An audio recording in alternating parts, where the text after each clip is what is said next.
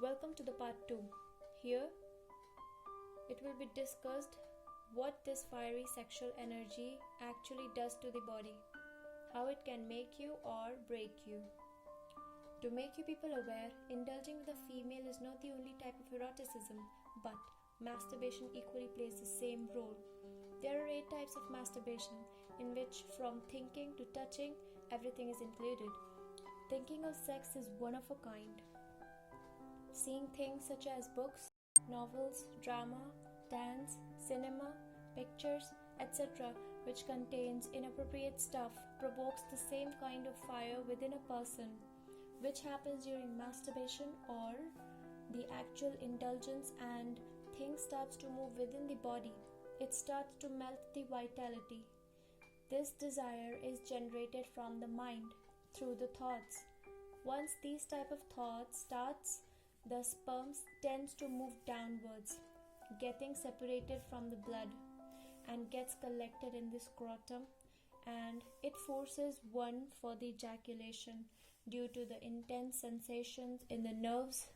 Hence, those thoughts multiply and drags the person in the path of destruction. Sexual thoughts are just like invisible masturbation. As long as one indulges in these thoughts, he does invisible masturbation till that duration. Simple thing. Even if in this much time one enjoys with a female or in his head, he faces the same consequences. Stated by doctors, it is said that impotency comes from excess of this type of activity, whether done in actual or in your head. It's the same thing. They also say that the nerves which carries the sperms are also involved in this intensity of fire and have to tolerate it. For example, if a bulb is used regularly for longer duration, sooner its filament destroys. Since with this fierce sexual energy, physical power of the body also heightens and hence dominates over all the other thoughts. When the sexual thought arises, all the other thoughts become submissive.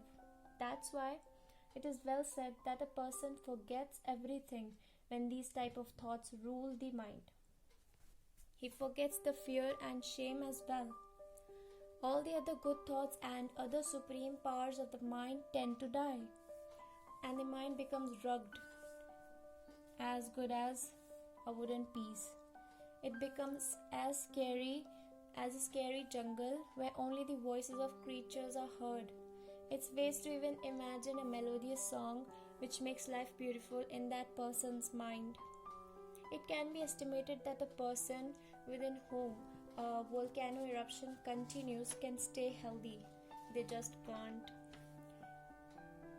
The intense black smoke of this fire is going to be immersed in the atoms of the body and make it lifeless, and will make its condition worse, more closer to death. It makes me laugh when I see these huge advertisements of the medicines or tablets on the walls or the newspaper, which are used to enhance the sexual desires of the person or to cure the associated problems or diseases. The thing is there any medicine made till date which is the permanent solution of this? The truth is, these type of medicines show their magic for a short duration. For instance, if there is a little milk in the vessel and one turns the flame high, the milk comes up the vessel, and for a second it appears as if the vessel is full of milk. It's the real life example we all know.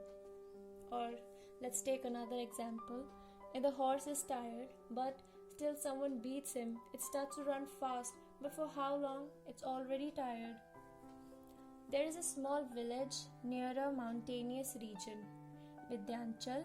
Lots of snakes come out from their hidings in the rainy season and are killed by the people of the village. When Guruji reached there, some boys said proudly to him that if you know the art of yoga, then we also know how to make dead ones alive.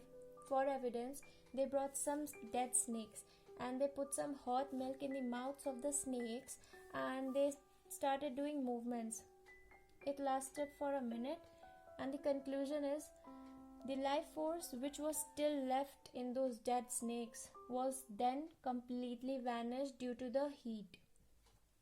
And putting the milk second time on those snakes, they didn't move. The same type of effect these medicines show. It has been observed that people take opium poppy pills to enhance erection ability, and only after some days they regret it like anything. So the problem can't be resolved until its root cause is known. Sexual thoughts are threat to the health. One who wishes to stay healthy must avoid mental masturbation. The subject, which is watered by repeated thoughts, forms a picture in the mind. In the Indian epic Mahabharat, a girl named Usha saw a boy named Pradyum, and she fell in love with him. Then she called a great female saint who, with her willpower, had shown Usha the thought images of divine males, and Usha identified the picture of the one she saw in her dream. And that female saint told Usha the picture was that of Lord Krishna's son named Pradyum. The type of thoughts we think does not go in vain. Instead, it takes the place in divine's essence, and over time this picture becomes more powerful accordingly to the thinker's feelings. A person who often thinks about the known females or imaginary females or even the dead ones and creates the images of his desires in the mind, so those images which are created receives the power of the life force of the thinker, and these mindfully animated idols of the female wanders around the thinker. When the thinker falls asleep, these idols hugs, kisses, and even does everything with the thinker. Just because these imaginary idols are powered by the life force and attraction. So, dreams of such females are way more manipulative and impactful. These becomes contagious not only for the mind but impacts the respective organ too and end up in nightfall. A person who's free from these inappropriate thoughts is free from nightfall. Even if they have any other sperm related issues, ejaculation happens more in doing mental masturbation rather than physical. Dry itching, itchy blisters, herpes, pus-filled pimples, acne, freckles, odor from the underarms, layer on the top of penis, these are all the pathways to the sperm. Mental masturbation excites the atoms in the veins and the atoms in the blood, starts to produce sperms, and sperms find their way out from the nearest pathway or pores in the body. Wait, let me explain you once more. Mental masturbation excites the atoms in the veins, and the atoms in the blood starts to produce sperms, and the sperms find their way out from the nearest pathway or pores in the body. The veins in the intimate organs are more specialist in this task, so itching, herpes, other skin conditions occurs mostly near the thighs and intimate area. Sperm near the mind flows down to the face.